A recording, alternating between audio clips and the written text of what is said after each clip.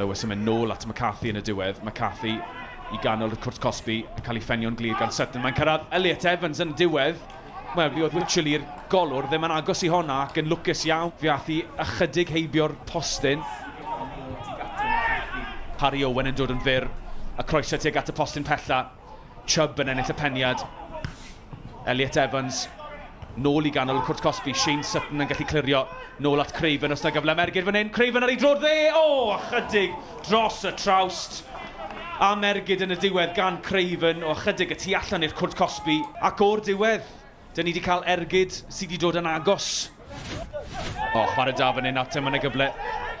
Elliot Evans, draw at Rhys, cyfle i groesi fan hyn. Rhys, wedi colli'r cyfle braidd. Yn parhau fewn i'r cwrt Cosby, a croesiad ar dros llinell gol, dros bosib bod i gol, ac ydy'n wir.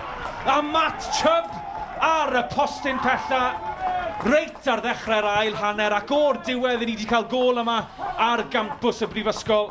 Fe gymrodd Lewis Rhys i amser, ond y croesiad at y postyn pella, dyna lle oedd Matt Chubb.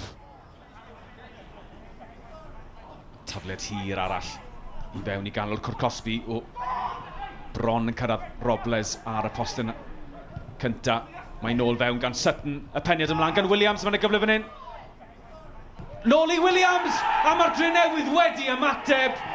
A choeliwch chi beth, mae'r Drenewydd nôl yn ddi.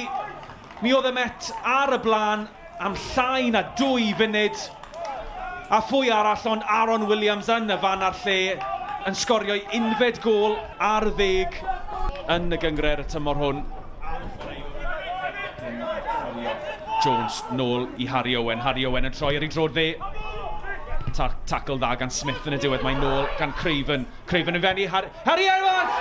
A mae'n gol i'r Met! Harry Owen ar ei drod chwith. Munud yn weddill o'r 90, a dos bosib bod Harry Owen wedi sgorio'r gol i ennill y triphwynt.